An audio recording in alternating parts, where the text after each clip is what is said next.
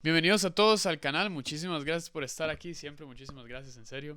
Entonces, voy a leer cualquier cosa porque la charla histórica que preparé no me la sé de memoria.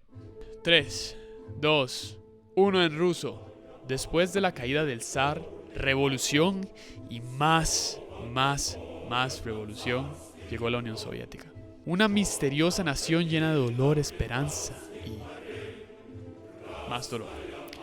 Definió la política a lo largo del siglo XX y en cuanto el 1900 llegó a su final, así llegó a finalizarse la Unión Soviética. Los eventos que pasaron a lo largo del gobierno de Lenin y Stalin son una historia de tragedia, poder y traición. Prepárense porque esto se va a poner buenísimo. 1917. Un gobierno provisional es creado a partir de la caída de la monarquía de zares en Rusia. Se crea una serie de leyes generales en los debates de varios partidos políticos diferentes. Los bolcheviques quieren conseguir su objetivo sin mucha confrontación. Ponen en claro que este nuevo gobierno no va a ser sujeto a múltiples ideologías. Los bolcheviques lo van a gobernar todo, lo cual significa guerra. Su líder, Vladimir Lenin, siguió los principios políticos de Karl Marx y Friedrich Engels. Esta ideología política se denominó marxismo. El marxismo vio como problema central la división de clases en la mayoría de la población mundial. El argumento era que la clase obrera recibía pequeñas partes de las ganancias provenientes del trabajo que hacían, que los que controlaban su distribución y venta recibían la mayoría de ganancias, mientras que los trabajadores eran efectivamente esclavos de sus maestros corporativos. Hay que recordar que esta suposición fue en una época en donde había horrorosas condiciones de trabajo, en un mundo incrementando cada vez más en un proceso de industrialización. El marxismo anunciaba que mientras esta industrialización continuase, la clase obrera se vería cada vez más dentro de esta trampa de esclavitud. El marxismo decía que había una inevitabilidad de parte de los estados capitalistas en antes o después ser objetos a una revolución, sin duda alguna.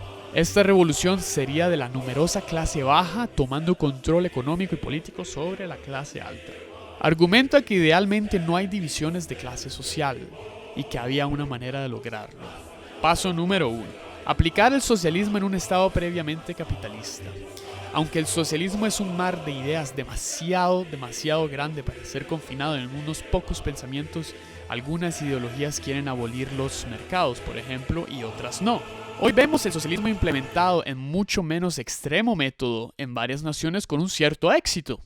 Pero este no era el socialismo que Marx tenía en su mente. El socialismo era nada más un instrumento para preparar a la población al último paso para la abolición de toda clase. Señoras y señores, que toquen los tambores. El famoso comunismo. El comunismo idealmente disuelve el dinero, la propiedad privada y la posesión de bienes. Imagine there's no heaven, baby. Cuando la gente trabaja, los frutos de sus labores llegan al Estado y todo es equitativamente distribuido. Ahora, en teoría, esto nos lleva a una utopía, donde nadie desea tener más y nadie cae en tener menos. El deseo de querer más es lo que impulsa a los seres humanos a innovar, crear y de paso hacer el bien a la sociedad. Cuando no hay beneficios a trabajar más duro, nadie realmente quiere trabajar duro. Solo haz lo que tienes que hacer y todos nos sostendremos a nosotros mismos en el pasar del tiempo. Los carros, los aviones, las computadoras y el internet, por ejemplo, todos ellos han sido constantemente mejorados a lo largo del tiempo debido a la continua innovación humana. Pero este no era el mundo en donde Marx vivía. Habían trabajadores sin escapatoria en las peores condiciones mientras que los ricos prosperaban, mucho más abundante que hoy. Estos escritos fueron muy relevantes en Rusia en los años de la Revolución, no solo a Lenin y a los bolcheviques, pero al público en general. Había una moda general en la mente de la población sobre el socialismo, y no era difícil de ver visto en cómo se estaba moviendo la economía.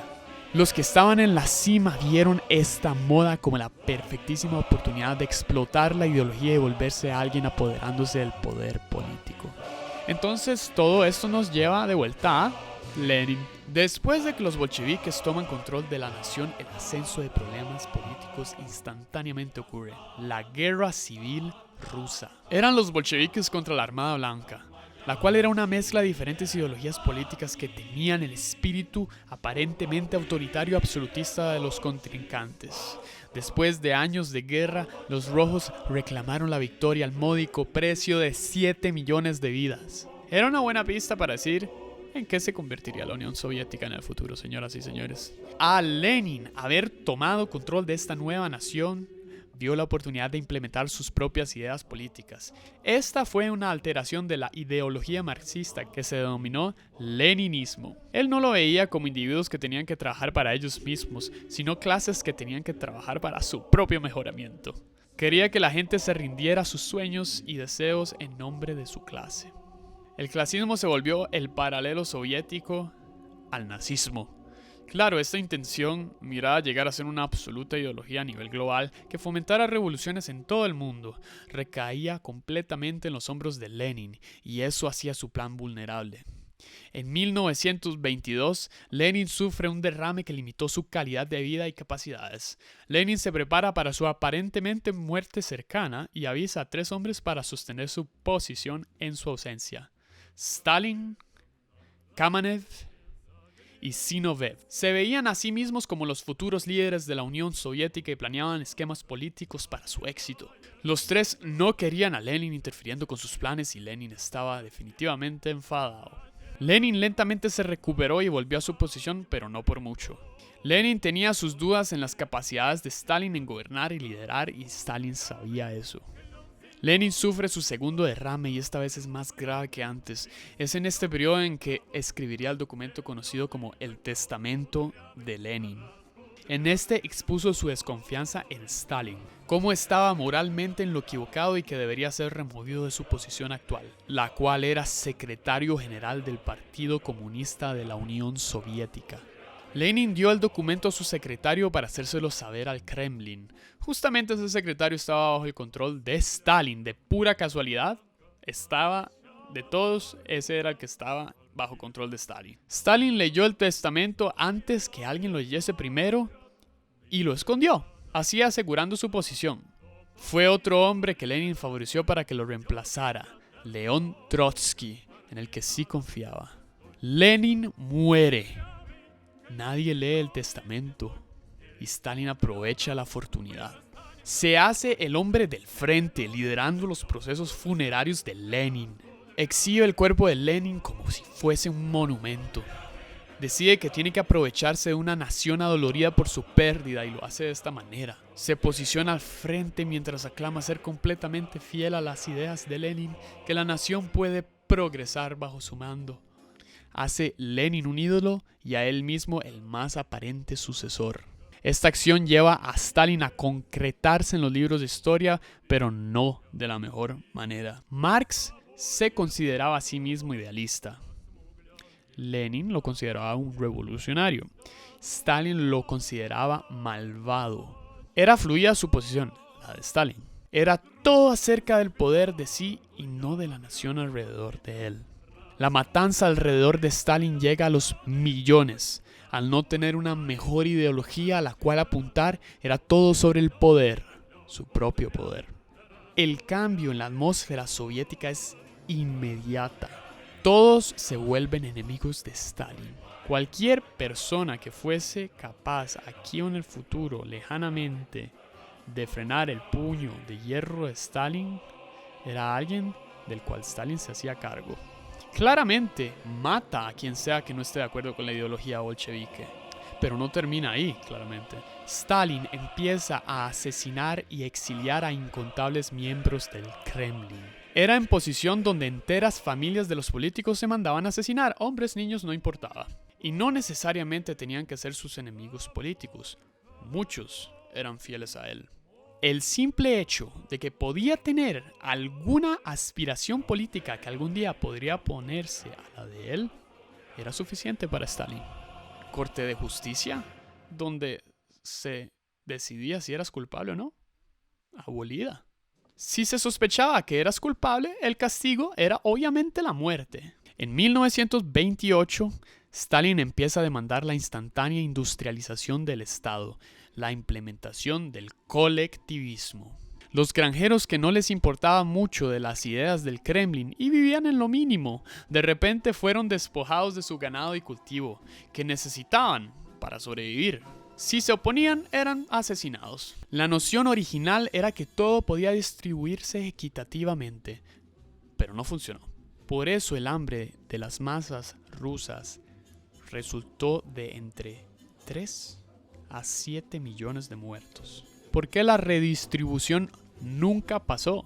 Muchos sospechan que fue intencional, efectivamente. Al limitar el alimento en Ucrania, potenciales movimientos para la revolución y la búsqueda de la independencia fueron aplastados, porque las personas se estaban muriendo de hambre. Si es cierto, significa que Stalin intencionalmente mató a millones. Esto aparte de los asesinatos políticos, que enumeran los 500,000 aproximadamente. La verdadera ironía en todo esto es que se quería salvar a los trabajadores de ser esclavos de la clase alta, pero simplemente pasaron a ser esclavos del Estado. Pronto ahora los alemanes van a invadir y toda otra narrativa y problemática llega a la gente soviética. Un pacto de no agresión firmado y desrespetado por Hitler, enemigos del pasado volviéndose aliados temporales, entre paréntesis, Estados Unidos. Y eventualmente el reino de Stalin obviamente termina como todo reino, como todo imperio. La Unión Soviética es importante porque efectivamente demuestra un error masivo en el momento en donde se aplican esas teorías marxistas. Al final del día, alguien todavía quiere el poder. Los que tenían poder en la Unión Soviética vivían en riqueza y glamour, mientras los obreros se morían de hambre a por montón en las calles. Claro, estaba lindamente vestido de socialismo o comunismo, pero la verdad era que era un buen y viejo autoritarismo. Eso significa que el comunismo no puede funcionar. Personalmente, no lo creo. Al final del día, la persona que de verdad quiere más, siempre va a tener más. Muchísimas gracias a todos los que me apoyan, a los que vieron este video. Déjenme un like si pueden, suscríbanse que voy a intentar hacer el contenido más calidad que puedo hacer con mis conocimientos y con mis capacidades de búsqueda. Que tengan un lindo día, tarde, noche, semana, año. Los quiero mucho.